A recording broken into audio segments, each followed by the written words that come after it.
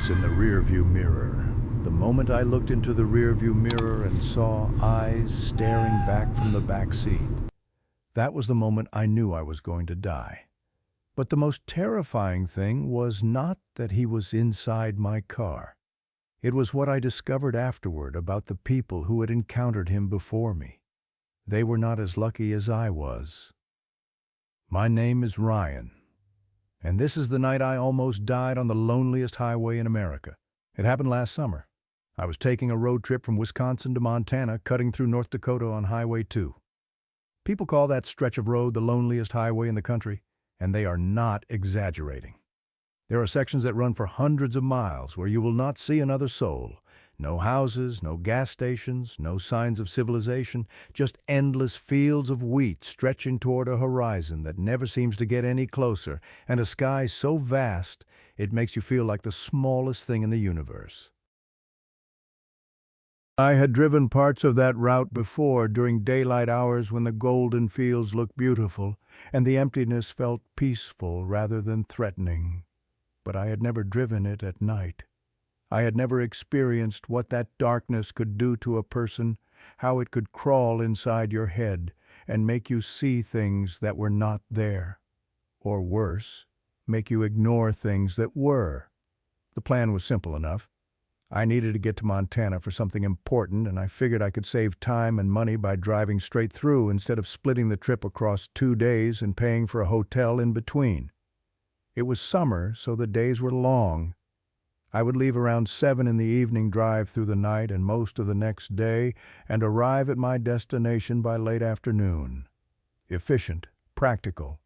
The kind of decision that makes perfect sense on paper but completely ignores the reality of what it means to be alone on an empty road at 3 in the morning. I left at 7 o'clock sharp. The sun was still hanging above the horizon, painting the sky in shades of orange and pink that made everything look warm and inviting. I had my car packed with everything I needed, a cooler with drinks and snacks on the back seat, a playlist with over 20 hours of music loaded on my phone, a full tank of gas in a vehicle that had just passed inspection 2 weeks earlier. I was ready, or at least I thought I was. The first hour of the drive was exactly what I expected. I cruised through the familiar streets of the city I'd called home for the past few years, past the coffee shops and grocery stores and office buildings that had become the backdrop of my daily life. Then the city gave way to suburbs, and the suburbs gave way to small towns with names I could never remember, each one looking exactly like the last, with their single main street and their water tower and their church steeple poking above the trees. I had the windows cracked open just enough to let in the evening breeze, and it carried with it the smell of summer. Cut grass, warm asphalt, that particular earthy scent that rises from fields after a hot day.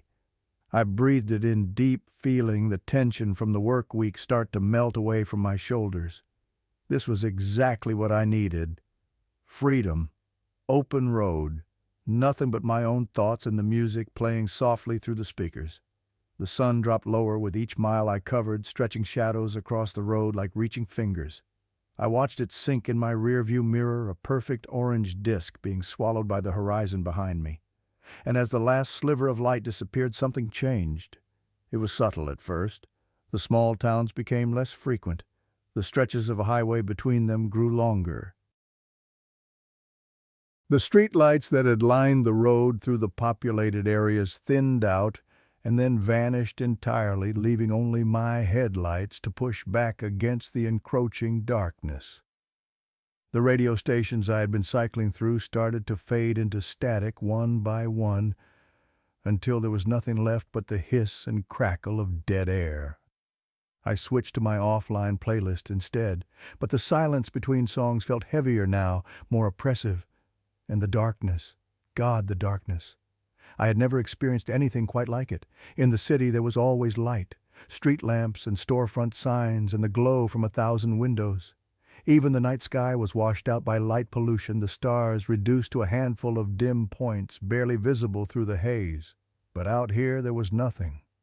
My headlights carved a narrow tunnel through the black, illuminating maybe 50 feet of road ahead before being swallowed completely. Beyond that cone of light, the world simply ceased to exist. The fields on either side of the road were invisible, detectable only by the absence of trees.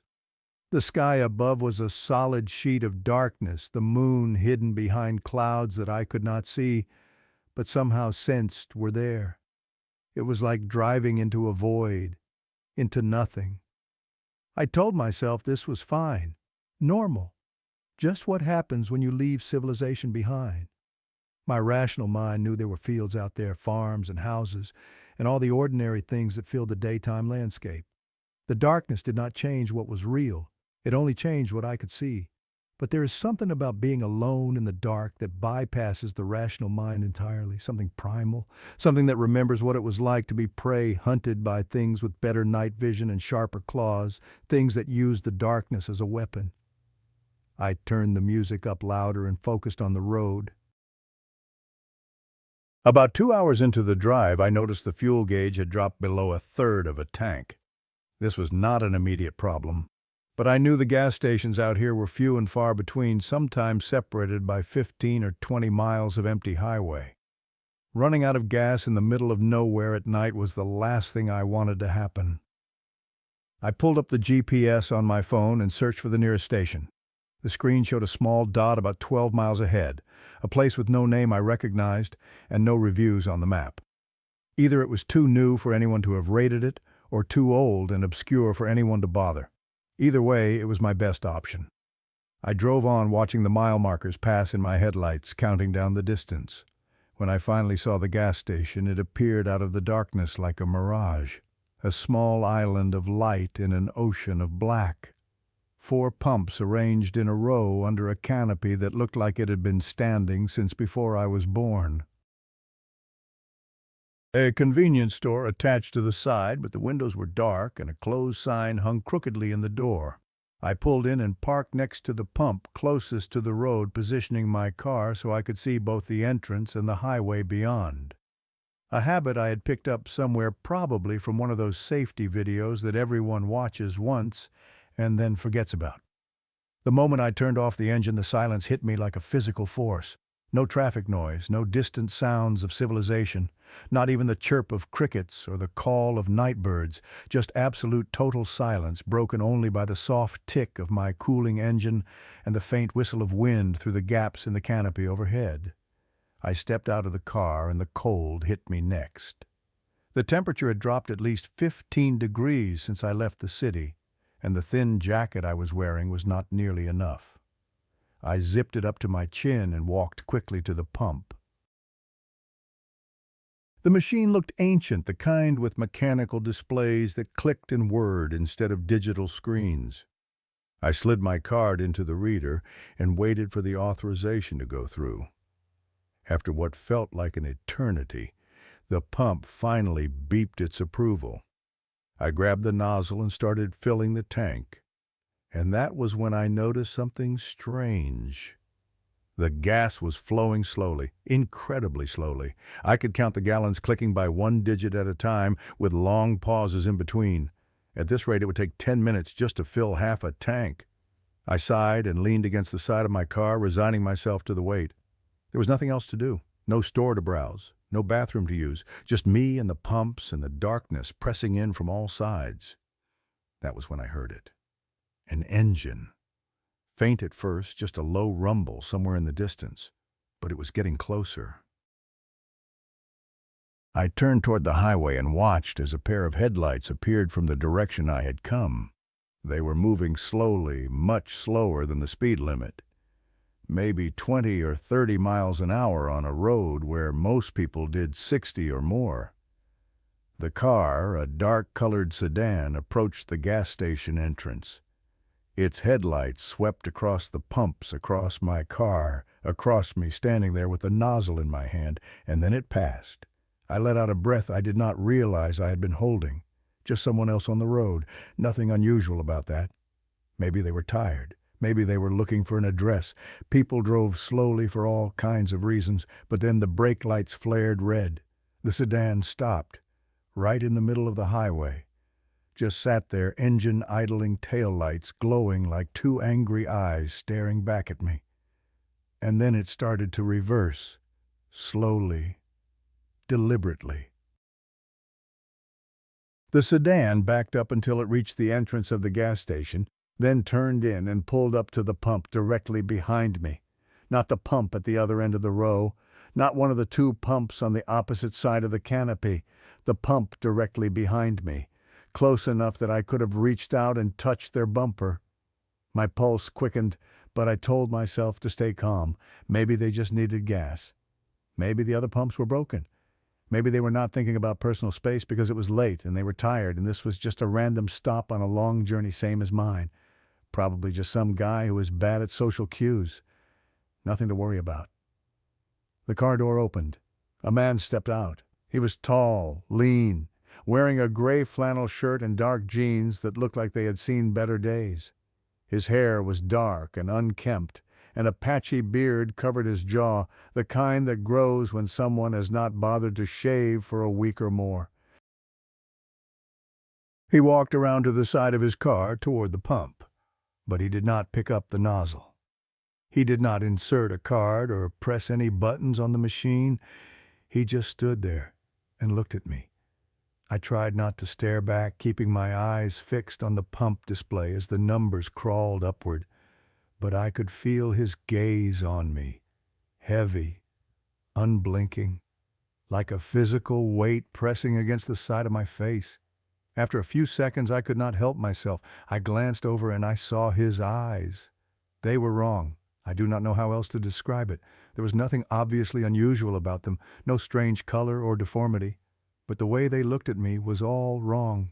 Dull and heavy like the eyes of someone who had not slept in days but was somehow still running on fumes. There was no curiosity in that gaze, no warmth, no recognition that he was looking at another human being.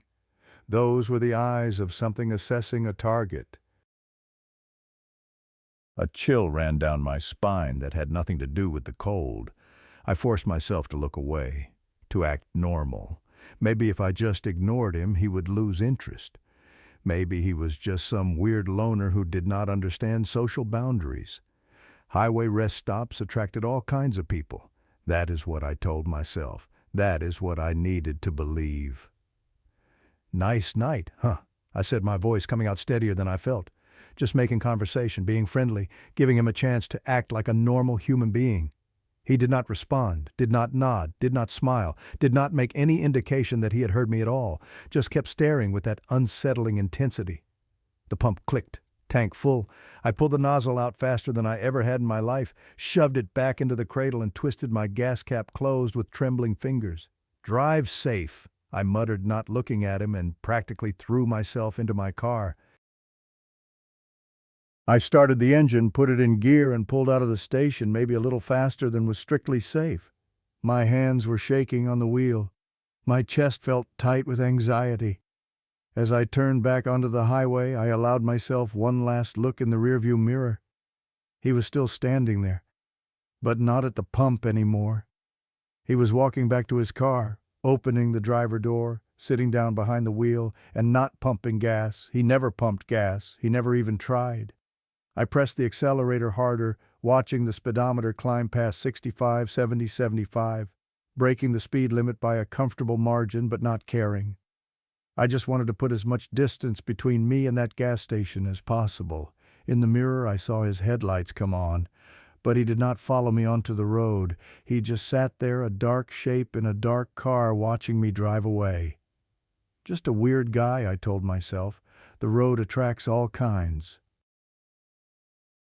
He was probably high or drunk or just socially awkward. Maybe he realized how creepy he was being and felt embarrassed. Maybe he would wait until I was gone and then actually fill up his tank like a normal person. That was the logical explanation. That was what made sense. But somewhere deep in my gut, in that ancient part of the brain that has kept humans alive for millennia, I knew the truth. That man had not stopped for gas. He had stopped for me. I pushed the thought away and focused on the road ahead. The darkness was absolute now, swallowing everything beyond the reach of my headlights. I turned the music back on, trying to drown out the silence and the fear and the memory of that unnerving stare.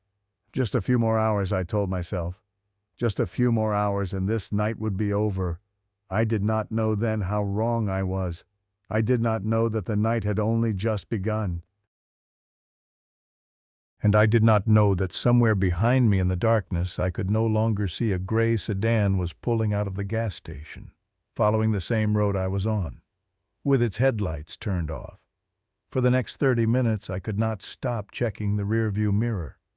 Every few seconds my eyes would dart up to that small rectangle of glass, searching the darkness behind me for any sign of headlights, any indication that the gray sedan had pulled onto the highway and was following at a distance. But there was nothing, just an endless stretch of black road disappearing into the void unmarked by any light except the faint red glow of my own taillights reflecting off the pavement. I told myself I was being paranoid, overreacting to what was probably just a weird but harmless encounter. The highway attracted all kinds of people, especially late at night. Truckers running on no sleep and too much caffeine. Travelers who had been on the road for days and had forgotten how to interact with other human beings. Drifters and loners and people who simply did not fit into normal society. That guy was probably one of them. Some socially awkward loner who did not understand personal boundaries. Maybe he'd been staring because he was half asleep and zoning out. Maybe he had pulled up behind me because the other pumps were broken and he did not feel like explaining. Maybe he never pumped gas because he realized after getting out of his car that he had enough fuel to make it to the next station. There were 100 reasonable explanations for what had happened. I just could not make myself believe any of them. The memory of that encounter kept surfacing in my mind no matter how hard I tried to push it away. The way he had looked at me without any recognition that I was a person. The way he had stood there motionless, watching. I had seen tired eyes before. I'd seen drugged eyes and drunk eyes and the glazed-over stare of someone who was mentally checked out. But this was different. This was something I had never encountered, something that triggered every warning signal my body possessed. But that was ridiculous. He was just a man. A strange man, yes. An unsettling man. But still just a man standing at a gas station in the middle of nowhere, probably just as weirded out by me as I was by him. Probably. I turned the music up louder, letting the familiar lyrics wash over me and drown out the anxious chatter in my head. The road stretched out ahead, straight and flat, and seemingly infinite, the white dashes of the center line flicking past in a hypnotic rhythm. I focused on the driving, on the feel of the wheel in my hands and the hum of the engine and the simple mechanical act of keeping the car between the lines. 1 mile, 5 miles, 10. The mirror stayed dark. No headlights, no gray sedan. No sign of the man who had watched me with such disturbing focus. Gradually, the tension in my shoulders began to ease. My grip on the steering wheel relaxed from white-knuckled death grip to something approaching normal. My breathing slowed. The tightness in my chest began to fade. Maybe I really had been overreacting. Highway hypnosis. That was a thing, right? When you drove for too long in monotonous conditions, your brain started to play tricks on you, started to see patterns and threats that were not there. I had been on the road for hours already, staring at nothing but darkness and asphalt. It was only natural that my mind would start manufacturing danger where none existed. That was the logical explanation. That was what I needed to believe, so I believed it. For the next hour, I drove in something approaching peace. The music played, the miles passed, the darkness outside remained absolute, but it no longer felt quite so threatening. It was just night. Just the absence of light. Nothing sinister about it. But as the clock crept past midnight and into the early hours of morning, a new problem began to make itself known. I was exhausted. The fatigue had been building gradually, so slowly that I had not noticed it creeping up on me. But now it hit me all at once, a wave of bone-deep tiredness that made my eyelids feel like they were weighted with lead. My head kept drooping forward, and I would jerk it back up with a start, suddenly aware that I had been drifting. The lines on the road blurred and doubled, and I had to blink hard to bring them back into focus. 5 hours. I had been driving for over 5 hours without a real break, and my body was demanding rest. I reached for the energy drink in my cup holder, but it was empty. I had finished the last one somewhere around hour 3, and had forgotten to grab another from the cooler in the back seat. The thought of twisting around to fish one out while driving at 70 miles an hour did not appeal to me. What I needed was to stop, just for a little while, 30 minutes maybe. Enough time to close my eyes and let my brain reset before tackling the remaining hours of the journey. I checked the GPS. The next gas station was about 20 miles ahead. I could make it that far. I could stay awake for 20 more minutes. The drive felt longer than it should have. Every minute stretched into an eternity as I fought to keep my eyes open and my car on the road. I turned the air conditioning up to full blast, letting the cold air hit me in the face. I rolled down the window, hoping the rush of night wind would shock me back to alertness. I sang along to songs I did not know the words to, making up lyrics as I went anything to keep my brain engaged. Finally, mercifully, the gas station appeared. It was smaller than the last one, older, more decrepit. The canopy over the pumps was rusted and sagging, and the lights that still worked flickered intermittently, casting the whole area in an unreliable glow that seemed to pulse like a dying heartbeat. The convenience store attached to the side had boards over half its windows, and I could not tell if it was abandoned or just closed for the night. But there was a parking lot, and it was empty, and right now that was all I cared about. I pulled in and found a spot in the corner away from the pumps and the flickering lights. I positioned the car so I had a clear view of the entrance and the road beyond, that same protective instinct, asserting itself without conscious thought. Then I turned off the engine and sat there for a moment, listening to the tick of cooling metal and the whisper of wind through the gaps in my window. The silence was even more profound here than it had been at the first station. No insects, no distant traffic. No sounds of any kind except my own breathing and the occasional creak of the car settling on its suspension. I should have been unnerved. Should have felt that same prickling sense of wrongness that had plagued me at the first stop. But I was too tired to feel much of anything. I reached down and pulled the lever to recline my seat, letting it drop back until I was staring up at the roof of the car. The position was not exactly comfortable, but it would do. I just needed to rest my eyes for a few minutes, just needed to let the exhaustion drain away enough that I could safely finish the drive. 30 minutes, that was all. Set an alarm on my phone and close my eyes and drift away for just a little while. I fumbled with my phone, my fingers clumsy with fatigue, and managed to set a timer for 25 minutes. Then I let the device drop onto the passenger seat and allowed my eyes to fall shut. Sleep came almost instantly, rushing up to claim me before I even had time to worry about nightmares or strange men or unsettling stares in the darkness. Just blackness, just peace, just 25 minutes of nothing. And then my alarm went off. The sound jolted me awake, my pulse spiking as I fumbled for the phone and silenced it. For a moment I had no idea where I was. The disorientation of waking in an unfamiliar place in an unfamiliar position with no memory of falling asleep. Then it all came rushing back.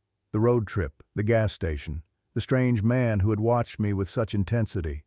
I sat up, rubbing the sleep from my face, and looked out through the windshield, and every muscle in my body locked up. There was another car in the parking lot, a sedan, gray, dark, parked right next to the pump, maybe 50 feet from where I sat. For a long moment I could not breathe, could not think, could not do anything except stare at that car, at the shape of it silhouetted against the flickering light, and feel the cold certainty of dread spreading through my body. It was the same one. It had to be. The same make and model, the same dark paint job, the same tinted windows that revealed nothing of what might be inside. The odds of two identical sedans appearing at two consecutive gas stations in the middle of nowhere in the dead of night were astronomical. This was not coincidence. This was not random chance. He had followed me.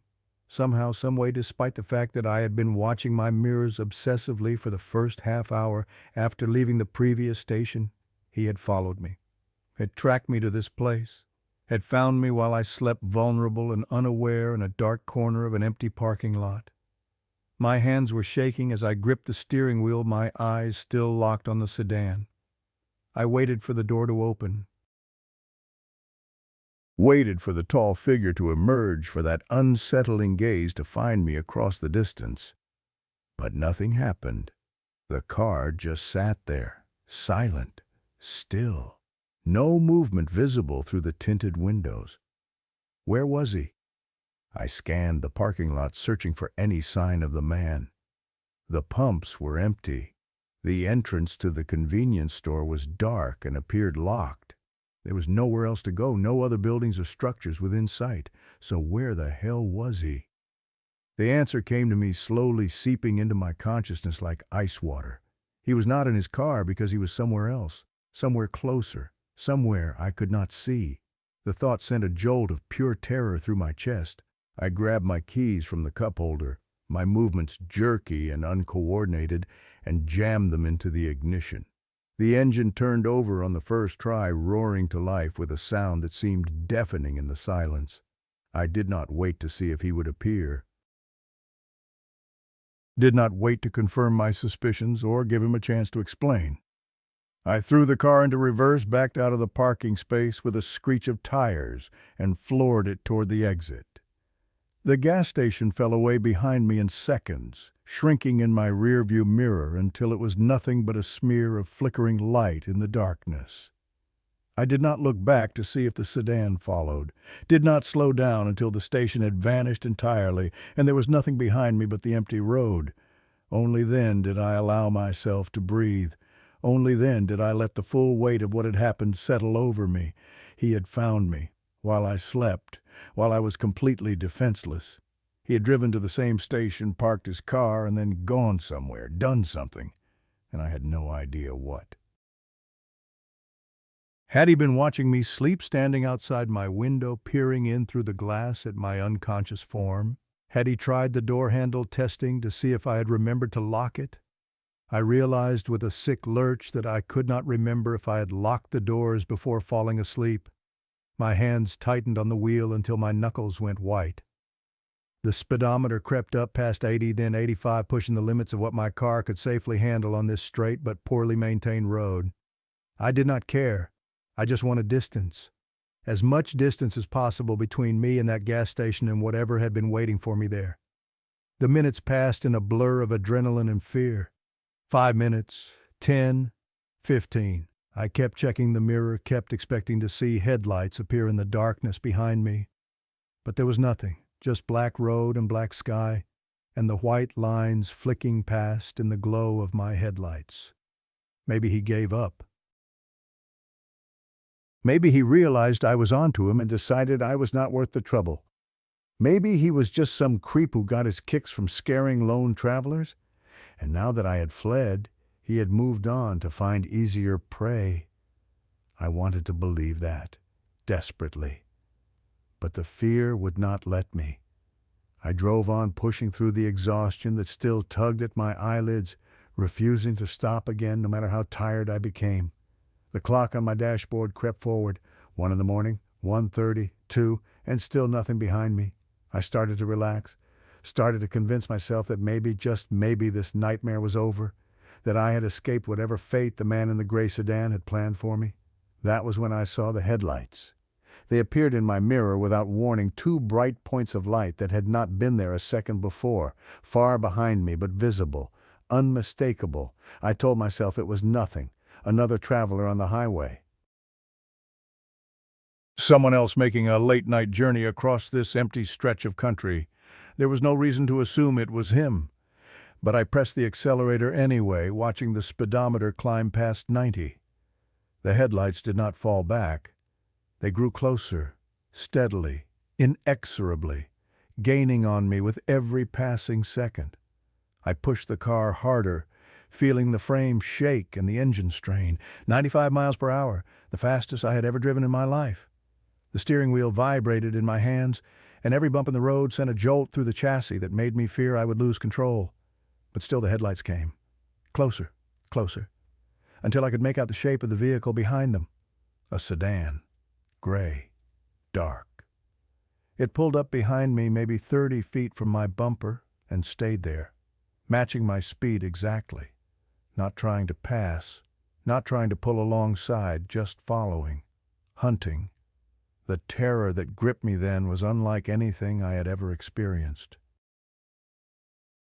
It was not just fear, it was the certainty of doom, the absolute knowledge that something terrible was about to happen, and there was nothing I could do to stop it.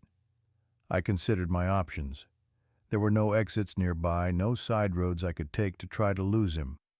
The next town was at least 50 miles away. If I stopped, he would stop. If I slowed down, he would catch up. If I kept going at this speed, eventually my car would give out, or I would make a mistake and crash. I was trapped on an empty road in the middle of nowhere with a hunter on my tail and no one to help me. And then he did something that turned my terror into something beyond words. He turned off his headlights. One moment they were there, 2 bright points in my mirror illuminating the gray hood of his sedan. The next moment they were gone. Just darkness. I stared into the mirror, my pulse thundering in my ears. He was still there. He had to be. Cars do not just vanish. But I could not see him anymore. Could not see anything except the black void of the road behind me. But I could hear him. Even over the roar of my own engine and the rush of wind through the cracked window, I could hear the faint rumble of another vehicle. Close, too close, somewhere in the darkness just beyond the reach of my taillights. He was still following me, but now I could not see where. The horror of that realization was almost worse than seeing his headlights in the mirror. At least when I could see him, I knew where he was. I could track his movements, anticipate his actions, but now he was invisible, a phantom in the darkness. He could be right behind me or pulling alongside or dropping back to wait for a better opportunity. I had no way of knowing. I pushed the accelerator to the floor, wringing every last bit of speed out of my protesting engine. The car shook violently and a warning light appeared on the dashboard that I did not recognize and did not care about. I was beyond caring about anything except escape. The minutes that followed were the longest of my life. I drove blind, unable to see my pursuer, but knowing he was there, every shadow on the road became a threat. Every patch of darkness could have been hiding his car. I kept expecting him to appear suddenly beside me, to swerve into my lane and force me off the road, to end this chase in a scream of metal and broken glass. But he did not. He just followed, invisible, patient, waiting. I do not know how long it lasted. 10 minutes, 15, 20. Time lost all meaning in the grip of that primal fear. I was an animal being stalked, every nerve in my body screaming with the certainty of impending death. And then, without warning, headlights exploded into existence right beside me, not behind me, beside me. He had pulled up alongside my car, matching my speed, exactly his vehicle so close that I could have reached out my window and touched his mirror. And now he turned his lights back on, flooding the darkness with sudden brilliance, letting me see exactly where he was. Right there, inches away. I caught a glimpse of him through the tinted glass of his window. Just a shape, a silhouette. The outline of a man sitting perfectly still behind the wheel, his head turned slightly toward me, watching. A scream tore itself from my throat, a sound I did not recognize as my own voice. I jerked the wheel to the right, swerving away from him, nearly losing control as my tires skidded on the asphalt. He did not follow the swerve, just maintained his course, keeping pace with me as I straightened out, still right there at my side. He had been driving without lights, in the pitch dark, invisible, right next to me. The thought of how long he might have been there, how many miles he might have traveled alongside me in the darkness, While I stared straight ahead, oblivious, made bile rise in my throat. He could have run me off the road at any time. He could have forced me into a ditch or a tree or a guardrail. But he had not. He was playing with me. I understood that now with terrible clarity. This was not just pursuit. This was not just a hunter chasing prey. This was a game, a sick, twisted game, where he was the cat and I was the mouse, and he was enjoying every moment of my terror. The sedan fell back slightly, dropping behind me once more. I watched in the mirror as it settled into position about 50 feet back, headlights now blazing, making no attempt to hide itself anymore. The message was clear. I know you see me. I know you are afraid, and there is nothing you can do about it. I drove on my mind racing through possibilities. I could not outrun him. I could not hide from him. I could not call for help because my phone had no signal in this dead zone of a highway. The only option was to keep going, to hope that eventually I would reach civilization reach. People reach somewhere that was not this endless, empty road, and pray that he did not decide to end his game before I got there. The clock on my dashboard read 3:47 in the morning. Montana was still hours away, and the gray sedan followed me through the darkness, patient as death waiting for its moment. I gripped the wheel and drove toward the distant promise of dawn, knowing that the night was far from over, knowing that the real horror was still to come. There is an urban legend in America, the killer in the back seat. You have probably heard some version of it. A woman driving alone at night, followed by a car that keeps flashing its lights at her. She thinks she is being harassed, but when she finally stops and confronts her pursuer, she learns the truth. He was not trying to scare her. He was trying to warn her, because there was someone hiding in her back seat. In the legend, there is always someone trying to help. In my story, there was no one. And when I finally looked into my rearview mirror and saw what was waiting for me, there would be no warning, no help, just those eyes, staring back at me from the darkness. The salvation appeared without warning, rising out of the darkness like a beacon of hope. The clock on my dashboard showed 4:23 in the morning when I saw them. Lights, actual lights, not the flickering, dying glow of an abandoned gas station, but bright commercial illumination that cut through the night with the promise of civilization. A 7-Eleven sign glowed green and orange against the black sky, and beneath it, a parking lot that was not empty. 2 massive semi-trucks sat in the far corner, their running lights creating constellations of red and amber. A pickup truck was parked near the entrance. And through the glass windows of the convenience store, I could see actual people moving around inside. People. For the first time in what felt like an eternity, I was not alone. I checked my mirror one last time. The gray sedan was still there, maintaining its position about 50 feet behind me, headlights blazing with menacing patience. But as I hit my turn signal and began to slow for the exit, something changed. The sedan did not follow. It continued straight, accelerating past the gas station entrance without even tapping its brakes. I watched in disbelief as those hateful headlights grew smaller and smaller in my mirror, swallowed by the darkness of the highway until they vanished entirely. He was gone, just like that. I pulled into the gas station with trembling hands, my mind struggling to process what had just happened. Had he given up? Had the presence of other people scared him off? Had this whole nightmare been nothing more than a sick game of intimidation, a way to terrorize a lone traveler for his own twisted amusement? I did not know.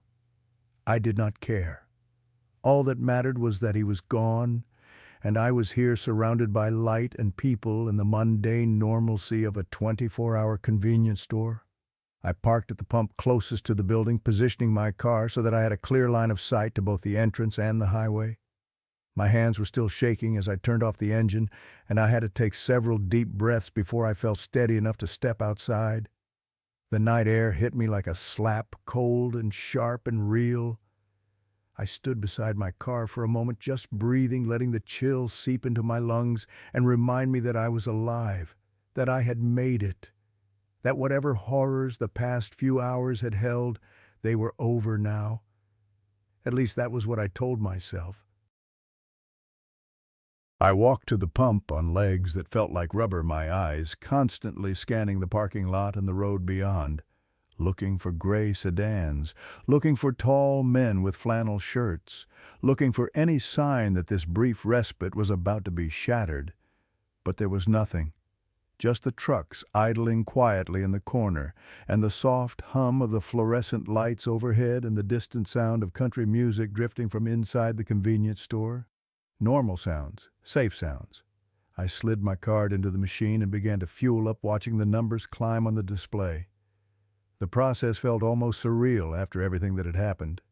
Such a mundane action, such an ordinary moment. The kind of thing I had done hundreds of times before without ever thinking about it. But now every second felt precious.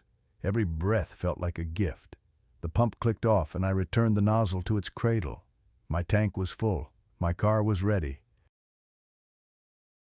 All I had to do was get back on the road and drive the remaining distance to Montana, and this nightmare would finally be over.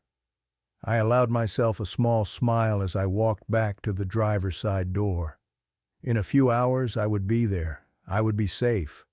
I would be able to look back on this night as nothing more than a terrifying story, the kind of thing that happens to other people but never quite feels real when it happens to you. I opened the door and slid into the driver's seat. The familiar smell of my car surrounded me, the faint scent of the air freshener hanging from my mirror, the lingering aroma of the fast food I had eaten earlier, the particular mustiness that had built up over years of road trips and daily commutes. Home, or at least the closest thing to it out here on the empty highway. I pulled the door shut and reached for my seatbelt, clicking it into place with practiced ease. Then I put the key in the ignition and turned, feeling the engine rumble to life beneath me. Time to go. I shifted into reverse and placed my hand on the back of the passenger seat, turning my body to look over my shoulder as I prepared to back out of the parking space. And that was when I glanced at the rearview mirror. Just a casual glance. Automatic. The kind of thing you do without thinking when you're about to move a vehicle. And the world stopped. There were eyes in the mirror, eyes that were not my own, staring at me from the darkness of the back seat. For a moment that stretched into infinity, I could not comprehend what I was seeing. My brain refused to process the information, rejected it as impossible, as a trick of the light or a figment of my exhausted imagination. But the eyes did not disappear. They just kept staring. The same gaze I had seen at the first gas station. The same look that had followed me through the darkness for hours. He was in my car. He was in my car. He was in my car. The scream that tore from my throat was not a sound I recognized. It was something primal, something that came from a place deeper than conscious thought, a cry of pure animal terror that I had not known I was capable of making. I did not think about what to do next. There was no time for thought. No time for planning or reasoning or any of the cognitive processes that separate humans from beasts. There was only instinct, raw and overwhelming, flooding my system with adrenaline and screaming a single word over and over in my mind. Run! My hand found the door handle and yanked. The door flew open. I threw myself out of the car, my seatbelt forgotten the strap catching against my chest and shoulder as I fought to escape its grip. I heard fabric tear, felt something wrench in my shoulder, did not care. The seatbelt released and I tumbled out onto the concrete, hitting the ground hard enough to send a jolt of pain through my hip and elbow. But I was already scrambling to my feet, already moving, already running. Behind me, I heard the car door slam, or maybe I imagined it. I did not look back to find out. My feet pounded against the pavement as I sprinted away from the vehicle, away from the pumps, away from everything. I was not running toward anything specific. I was just running, fleeing, escaping. The edge of the parking lot approached, and beyond it a thin line of trees that marked the boundary between civilization and wilderness. I plunged into them without hesitation, branches whipping against my face and arms as I crashed through the underbrush. Only when I was deep enough that I could no longer see the lights of the gas station clearly did I stop. I pressed myself against the trunk of a large oak, my chest heaving, my pulse roaring in my ears. Every breath was a ragged gasp, every nerve in my body singing with terror and adrenaline. And I listened. Listened for footsteps crashing through the brush behind me. Listened for heavy breathing or snapping twigs or any of the sounds that would signal pursuit. But there was nothing, just the whisper of wind through the leaves and the distant hum of the highway and the frantic rhythm of my own heartbeat. He was not following me. I did not understand. I had seen him. He had been right there, inches away from me, close enough to reach out and grab me if he wanted. Why had he not chased me? Why had he not sprung from the back seat the moment I opened my door and dragged me back into the car? None of it made sense. Unless he had never intended to chase me at all. The thought crystallized in my mind with horrible clarity. He had not been waiting in my back seat to attack me at the gas station. He had been waiting for me to drive away, to get back on that empty highway miles from any help, alone with him in a metal box, traveling 70 miles an hour. He had been waiting for the perfect moment, and I had almost given it to him. My legs gave out and I slid down the trunk of the tree until I was sitting on the cold ground, my back against the rough bark. I wanted to cry, wanted to scream, wanted to do something, anything, to release the pressure of fear that was building inside my chest. But I could not make a sound, could not risk giving away my position, so I just sat there trembling in the darkness and waited. Minutes passed, or maybe hours. Time had lost all meaning. Eventually the adrenaline began to ebb, leaving behind a bone-deep exhaustion that made even the simple act of breathing feel like an effort. My eyes adjusted to the darkness, and through the gaps in the trees I could make out the distant glow of the gas station. And I could see my car. It was still there, parked at the pump where I had left it. But something was different. The driver's door was closed now. And as I watched, the headlights flickered on. Then the car began to move, slowly at first, backing out of the parking space with careful precision, then shifting into drive and pulling forward, curving around the pumps and heading toward the exit, heading toward the highway, with him behind the wheel. I watched in helpless horror as my car, my only means of transportation, my only connection to the outside world, drove away into the night. The taillights grew smaller and smaller until they were nothing but two red pinpricks in the darkness. And then they were gone. He had taken my car. He had been in my back seat waiting for me to drive him to wherever he wanted to go, and when I had escaped, he had simply taken the car for himself and left me here, stranded, in the middle of nowhere, in the middle of the night, with no way to call for help. The realization hit me like a physical blow. My phone. It had been sitting on the dashboard right where I always put it when I drove. It was gone now, along with the car and everything else I owned. I had nothing. No transportation, no communication, no way to get help. I was completely and utterly alone. The despair that washed over me was almost enough to drown out the fear. I had escaped the immediate danger, yes. I had gotten out of the car before he could do whatever he'd been planning to do. But what now? What was I supposed to do now? I could not stay in these woods forever. Eventually, I would have to go back to the gas station, back to the lights and the people and the slim hope that someone there could help me. But what if he came back?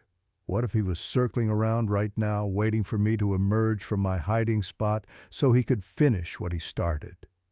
The thought paralyzed me. I sat there against that tree, frozen by indecision for what felt like an eternity. But eventually the cold made the decision for me. The temperature had dropped significantly since I had fled the car, and I was wearing nothing but a light jacket over a t-shirt. Already I could feel the chill seeping into my bones, making my fingers numb and my teeth chatter. I could not stay here. Whatever the risk, I had to move. Slowly, carefully, I rose to my feet. My legs were stiff and uncooperative, but they held my weight. I took a deep breath, steeling myself for whatever came next, and began to make my way back toward the gas station. Every step was an agony of anticipation. Every shadow could have been him. Every rustle of leaves could have been the sound of his approach. I moved as quietly as I could, stopping frequently to listen to scan the darkness for any sign of danger. But there was nothing. Just the woods and the wind and the distant glow of artificial light growing brighter with each step. When I finally emerged from the tree line, the parking lot stretched out before me like an arena. The semi-trucks were still there, their engines idling softly. The pickup truck had left at some point, but a minivan had taken its place near the entrance. Inside the convenience store, I could see a clerk behind the counter and a customer browsing the aisles. Normal people, living normal lives, completely unaware of the nightmare that had just unfolded mere yards away from them. And there in the far corner of the parking lot sat the gray sedan. He had left it behind. Of course he had. He did not need it anymore. He had my car now, a vehicle that was not connected to him in any way that could not be traced back to whatever dark history that sedan might contain. He had traded up, and I was left with the evidence of his previous crimes. I approached the sedan slowly, my pulse quickening with every step. Part of me screamed that this was a trap that he was hiding somewhere nearby, waiting for me to get close enough to grab. But another part, the part that was desperate for any chance of escape, pushed me forward. The car sat silent and still under the flickering light of a damaged street lamp. Up close, I could see details I had missed before. A scratch along the passenger side door, a dent in the rear bumper, a layer of road grime coating the lower panels. It looked ordinary, unremarkable, the kind of car you would pass on the highway without a second glance. But I knew better now. I knew what kind of monster had been driving it. My hand trembled as I reached for the door handle. Every instinct screamed at me to stop, to turn around, to run back into the woods and hide until morning. But I needed to know, needed to see if there was anything inside that could help me. The door was unlocked. It swung open with a soft creak and the interior light flickered on, illuminating the cabin in a weak yellow glow. The first thing I noticed was the keys. They were still in the ignition, dangling from a plain metal ring with no fob or decoration. Just keys, anonymous and untraceable. The second thing I noticed was the stuff in the back seat. Grocery bags, a case of bottled water, some snacks and toiletries. The mundane supplies of someone on a long journey. But they were not his supplies. I knew that with a certainty I could not explain. These were not the possessions of the man who had hidden in my back seat. They were too normal, too ordinary, too much like the things any regular person would pack for a road trip. They belonged to someone else, someone who had owned this car before him. The realization sent a fresh wave of horror through my body. He had done this before, not just to me, but to someone else, someone whose belongings were still sitting in the back seat of this stolen vehicle, someone who had not been as lucky as I was. I forced myself to focus. I could fall apart later. Right now, I needed to find a way to call for help.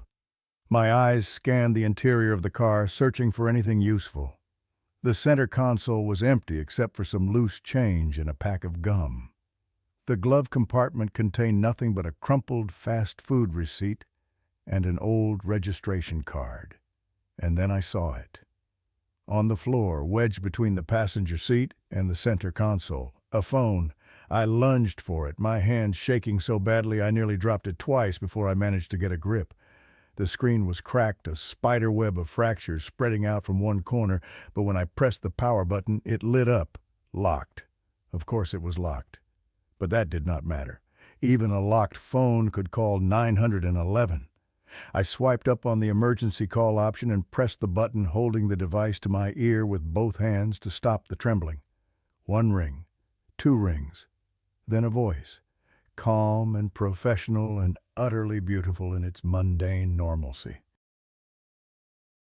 911, what is your emergency? And I told them everything. The words poured out of me in a flood, jumbled and incoherent, tripping over each other in their haste to escape. The man at the gas station, the gray sedan, the chase through the darkness, the eyes in my rearview mirror, escaping from my own car, watching him drive away with everything I owned. The dispatcher listened patiently, asking clarifying questions when my rambling became too confusing to follow. Where was I?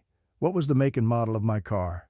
Could I describe the man? Was I injured? I answered as best I could, clinging to the phone like a lifeline, terrified that if I let go, I would somehow slip back into the nightmare I had just escaped.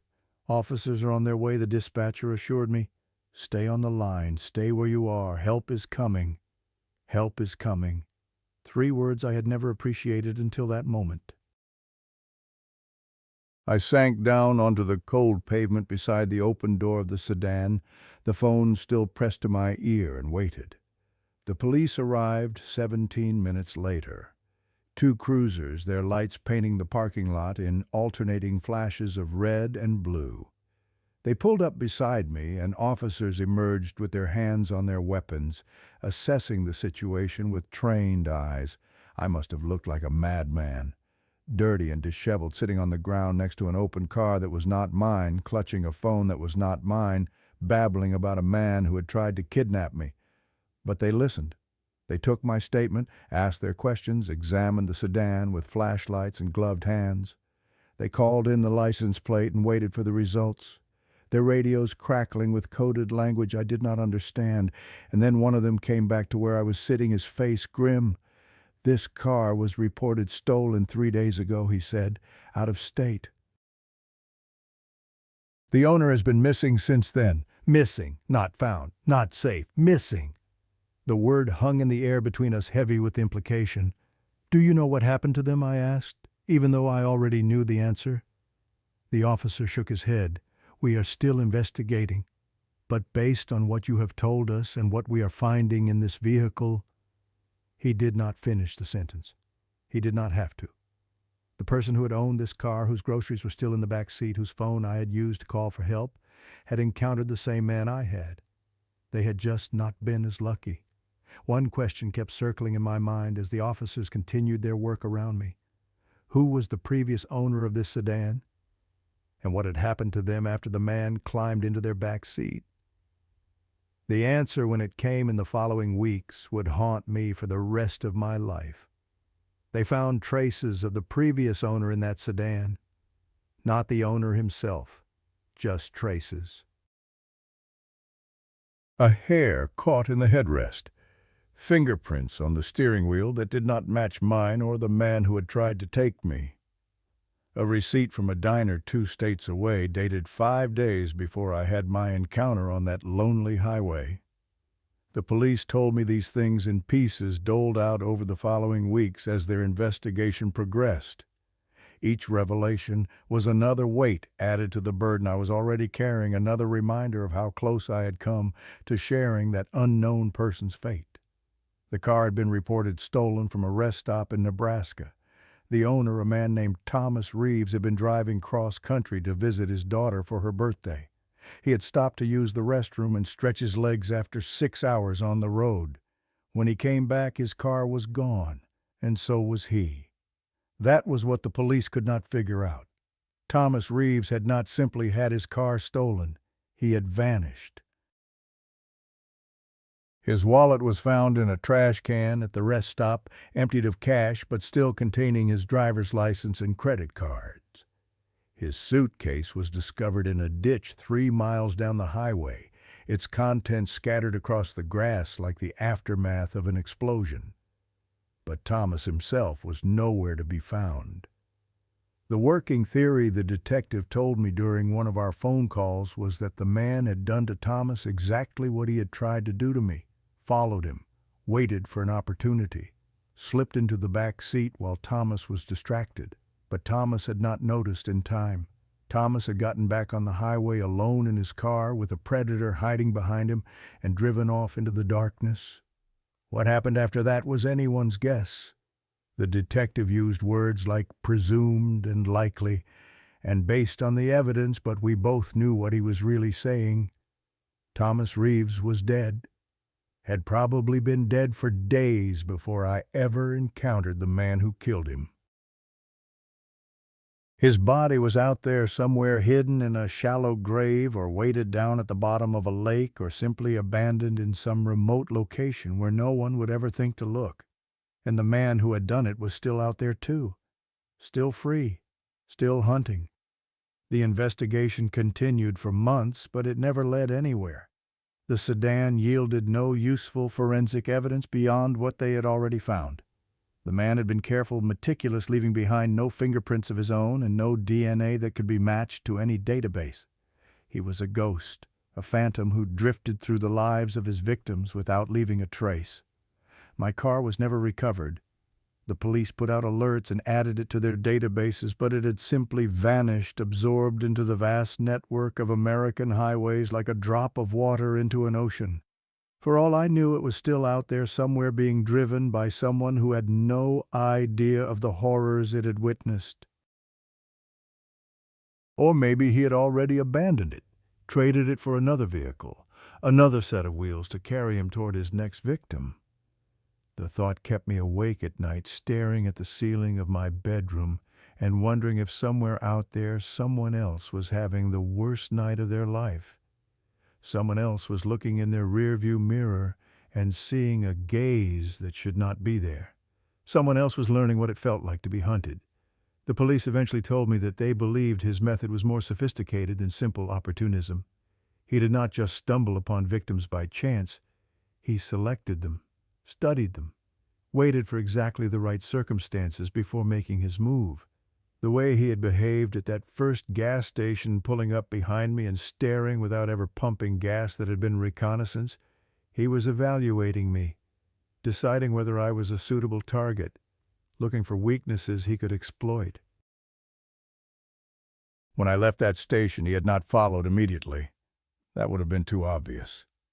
Instead, he had waited, letting me build up a false sense of security, letting me convince myself that the encounter had been nothing more than an awkward meeting with a strange but harmless person. Then he had found me again at the second station, sleeping, vulnerable, completely unaware. That was when he had made his move, not to attack me in the parking lot. That would have been too risky. Too many things could go wrong. Witnesses could appear at any moment. I could fight back and attract attention. The whole plan could unravel before it even began. No, his approach was more patient than that, more insidious. He had slipped into my car while I slept, folding his tall frame into the space behind the driver's seat, making himself as small and invisible as possible. Then he had waited for me to wake up and drive away, carrying him along like an unwitting chauffeur to my own destruction. The plan was to reveal himself once we were far from the gas station. Once we were deep in the empty stretches of highway where no one would hear me scream and no one would see what happened next. He would have complete control of the situation. I would be trapped in a metal box, traveling at high speed with a monster at my back, unable to escape, unable to call for help, unable to do anything but submit to whatever fate he had planned for me. It was the perfect trap, and I had almost driven right into it. The only reason I survived was because I had looked in the mirror at exactly the right moment. 1 second earlier, and I might not have noticed him in the shadows of the back seat. 1 second later, and he might have been ready for my reaction, might have grabbed me before I could escape. Pure luck. That was all that separated me from Thomas Reeves. Pure, blind, stupid luck. The detective told me that I should feel grateful. That I should focus on the fact that I had survived and try to move on with my life. Easy for him to say. He was not the one who woke up drenched in sweat every night, haunted by dreams of dark highways and the certain knowledge of what would have happened if I had not looked in that mirror. He was not the one who flinched every time he saw a gray sedan on the street. He was not the one who could not bring himself to drive after dark, who mapped out every journey to ensure he would never be alone on an empty road, who developed rituals and habits that others might call paranoid, but felt absolutely necessary to survival. The fear never went away. It just became part of me, woven into the fabric of my daily life like a scar that would never fully heal. But if there was one thing I learned from that night, one piece of wisdom that I carried with me out of the darkness, it was this: the monsters are real. Not the kind from fairy tales and horror movies with fangs and claws and supernatural powers. The real monsters look just like everyone else. They walk among us every day, indistinguishable from the ordinary people we pass on the street and stand behind in line at the grocery store. They have faces and names and histories, and nothing about their appearance would ever suggest the darkness that lurks inside them. But they are there, waiting, watching, looking for the vulnerable and the isolated and the unaware, looking for their next victim. And on any given night, on any lonely stretch of highway, that victim could be you. I tell this story not to frighten you, although I know it will. I tell it because there are lessons here that might save your life, lessons that I learned the hard way, and that I wish someone had taught me before I set out on that road trip. First, always be aware of your surroundings. Pay attention to the people around you, especially in isolated places like rural gas stations and highway rest stops. Trust your instincts. If something feels wrong, if someone's behavior sets off alarm bells in your mind, do not dismiss those feelings. They exist for a reason. They are the product of millions of years of evolution fine-tuned to detect threats that your conscious mind might miss. Second, never let your guard down just because you think you are alone. Lock your doors. Always lock your doors, even if you are only stepping away from your vehicle for a few seconds. It takes less time than you think for someone to slip into your car unnoticed. A moment of carelessness can become a lifetime of regret. And third, the most important lesson of all, always check your back seat before you get into your car, every single time. No exceptions. It takes 2 seconds. Just a quick glance into the back of your vehicle before you open the door and sit down. 2 seconds that could save your life. 2 seconds that could be the difference between driving away safely and driving off into the night with a monster hiding behind you. I think about Thomas Reeves sometimes. The man whose car was stolen before mine, whose belongings I found in that gray sedan, whose phone I used to call for help. I never met him. Never knew anything about him except the fragments the police were able to piece together from their investigation. But I feel a connection to him nonetheless, a bond forged in the shared experience of being hunted by the same predator. He was not as lucky as me. He did not get to escape, did not get to tell his story, so I tell it for him. And for all the others who might have crossed paths with the man from that lonely highway, the ones whose names we will never know, the ones whose stories ended in the darkness, the ones who were not as lucky. The investigation is still technically open. Somewhere in a filing cabinet in a police station I have never visited, there is a folder with my name on it, gathering dust alongside folders for Thomas Reeves and who knows how many others. The detectives have moved on to fresher cases with better leads and higher chances of resolution. But they have not forgotten, and neither have I, because he is still out there. The man from the gas station. Somewhere on some lonely highway in the dead of night he is prowling through the darkness. Or maybe he has changed vehicles by now, traded up to something newer and less recognizable. Maybe he has changed his hunting grounds, moved to a different part of the country where no one knows his face or his methods. But he has not stopped. Men like him never stop. They cannot. The hunger inside them is too strong, too insatiable, too fundamental to who they are. They will keep hunting until they are caught or killed, leaving a trail of broken lives and grieving families in their wake. And until that day comes, none of us are truly safe. Not on the empty highways at 3 in the morning, not at the isolated gas stations in the middle of nowhere, not even in our own cars surrounded by the familiar sights and smells of our daily lives, because the monster might already be inside, waiting in the back seat, watching through the mirror, patient as death itself. I'm going to ask you something now, and I want you to really think about your answer. Have you ever had a strange encounter on a lonely road at night? Ever felt eyes on you when you thought you were alone? Ever noticed someone watching you from across a gas station parking lot? Their gaze just a little too intense, a little too focused, a little too wrong. If you have, I want you to share your story. Leave it in the comments below. Tell us what happened. Tell us what you saw. Tell us how you escaped, because you never know. Your story might be the one that warns someone else. Your words might be the ones that save a life. And if you want to hear more stories like this, more tales of horror and survival from the darkest corners of America, then subscribe to this channel and turn on notifications. Because there are more stories to tell, more nightmares to share, more warnings to give. The night is full of monsters, and the only way to survive them is to know they exist.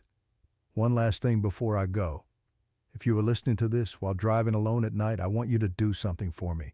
Check your rearview mirror right now. Take a good long look at your back seat.